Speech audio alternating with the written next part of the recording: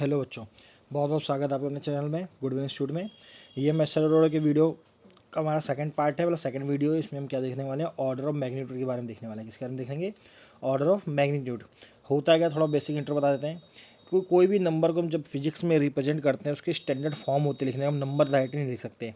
क्या फॉर्म होता है, उसको पहले नंबर लिखते हैं n इंटू 10 की पावर में लिखते हैं, और जो n होगा वो हमेशा होगा 0.5 से लेके बड़ा होगा और 5 के इक्वल हो सकता है, उसके बाद वाला वैल्यू नहीं होनी चाहिए। ये स्टैंडर्ड तरीका है लिखने का। ठीक है, चलो शुरू करते हैं अपना पहला क्वेश्चन। जैसे कि यहाँ पे पहले वाले क्वेश्चन में 8 क्वेश्चन दिया क्या गया है, पहले वाले का फर्स्ट में दिया गया 8। बोलो इसको स्टैंडर्ड फॉर्म है। फिजिक्स में 8 को ऐसे नहीं लिखेंगे, क्या लिखेंगे 0.8। क्यों, नंबर क्या होना चाहिए 5 से छोटा। तो मान लेते हैं पॉइंट इधर था और एक डिजिट आगे आ गया, तो 0.8। जब भी कोई पॉइंट आपके लेफ्ट हैंड साइड के जाएगा तो आपकी पावर 10 की पावर 1 बन जाएगा, मतलब पावर 10 में लिखेंगे उसे पॉजिटिव होता जाएगा। ठीक है, तो जैसे सेकंड को देखो, लिखा है 49। 49 पॉइंट कहीं तो होगा, पॉइंट हम लेते हैं लास्ट में है। अब इसको एक डिजिट ले जाओगे तो हो जाएगा 4.9। तो दिख रहा है ना 5 से नीचे है, तो क्या हो जाएगा आंसर 4.9 इंटू 10 की पावर 1। और ये जो पावर ही आ रही है ना, वही आपका मैग्नीट्यूड है, कितना ऑर्डर ऑफ मैग्नीट्यूड है। ठीक है, जैसे थर्ड नंबर क्वेश्चन देखो क्या दिया गया है, दिया गया है 52। लास्ट में पॉइंट है, नहीं होता कहीं पर लास्ट एक डिजिट लाओगे तो क्या बन रहा है 5.2। तो आपको कितना डिजिट लाना पड़ेगा, 2 डिजिट। नंबर हो जाए 0.52, हो जाएगा 10 की पावर 2। कुछ समझ में आ रहा है, आगे देखो। फिर बात करते हैं फोर्थ की, लिखा है 999। पॉइंट हमेशा लास्ट में होता है, नहीं दिख रहा हो तो 1 2 या 9 आ रहा है तो एक और ले जाना पड़ेगा, तो हो जाएगा 0.999 इंटू 10 की बार कितनी बार, 3 बार लेके गए, तो इस बार ऑर्डर ऑफ मैग्नीट्यूड कितना हो जाएगा 3। मैं सर्कल कर दे रहा हूँ। सेम फिफ्थ नंबर क्वेश्चन देखो, लेगा 1001।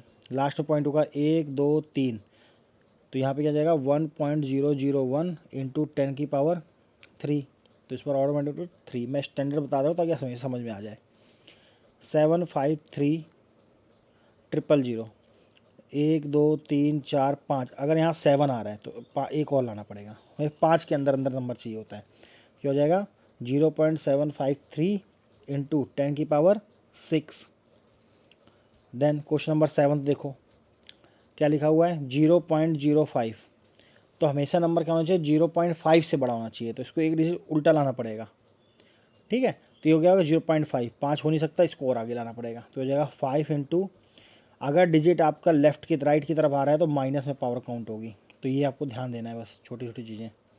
लास्ट जो इसका पार्ट का 8वां क्वेश्चन है, क्या दिया गया है 0.99। कि ऑलरेडी स्टैंडर्ड फॉर्म में 0.5 से बड़ा है और इससे छोटा, बस ये ध्यान देना है। तो इसको लिखेंगे 0.99 इंटू 10 की पावर कुछ नहीं है तो 0। क्लियर है, आई होप आप लोगों को समझ में आ गया होगा। चलो करते हैं अगला क्वेश्चन।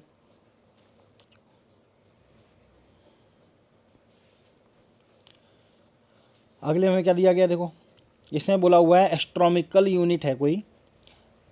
वो बोला गया एक, हमने लास्ट वीडियो में देखा था एस्ट्रोनॉमिकल यूनिट क्या होती है, तो हमने पढ़ा था। सेकंड क्वेश्चन में लिख लेते हैं। 1 एस्ट्रोनॉमिकल यूनिट जो होता है वो होता है 1.496 इंटू 10 की पावर 11 मीटर। डन। ये क्या स्टैंडर्ड फॉर्म में लिखा हुआ है, हाँ ये नंबर 0.5 से बड़ा है और नंबर 5 से क्या है छोटा है, तो स्टैंडर्ड फॉर्म है, तो उसको ऑर्डर ऑफ मैग्नीट्यूड हो जाएगा 11। That's it. ये थोड़ा देखो सॉल्व करने वाला है।